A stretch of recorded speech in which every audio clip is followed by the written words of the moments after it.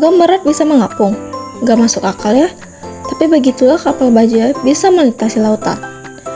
Halo teman-teman, pernah nggak kalian bertanya-tanya kenapa kapal yang terbuat dari baja bisa mengapung di atas air? Padahal kalau kita lempar paku atau sendok dari baja ke air, pasti langsung tenggelam kan? Aneh ya? Nah, yuk kita bahas bareng-bareng. 1. Baja itu berat. Baja adalah logam yang padat dan berat. Sebuah benda akan tenggelam jika massa jenisnya lebih besar daripada air. Kalau kita ambil sebotol kecil baja dan kita masukkan ke dalam air, pasti tenggelam kan? Jadi wajar dong kalau kita bingung, kok kapal baja yang besar bisa mengapung? Nah, apa itu massa jenis atau roh?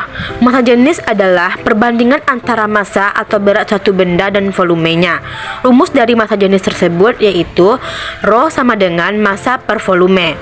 Air memiliki massa jenis sekitar 1000 kg per meter kubik. Jika benda memiliki massa jenis lebih dari itu, maka dia akan tenggelam. Yang kedua yaitu prinsip Archimedes. Jawabannya ada pada ilmu fisika, yaitu hukum Archimedes. Hukum ini berbunyi, benda yang dicelupkan ke dalam zat cair akan mengalami gaya ke atas yang besarnya sama dengan berat zat cair yang dipindahkan oleh benda tersebut.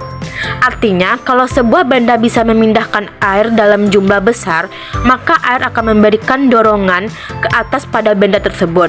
Dorongan ini disebut dengan gaya apung. Yang ketiga yaitu bentuk kapal yang berongga.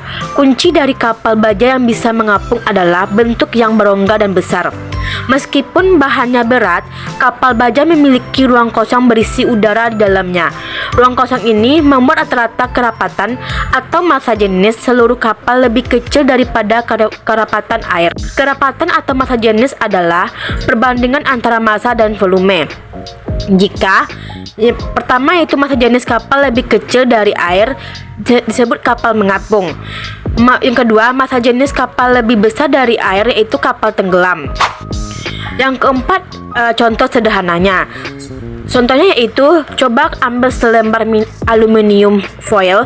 Kalau kamu remas jadi bola dan lempar ke air, pasti tenggelam kan?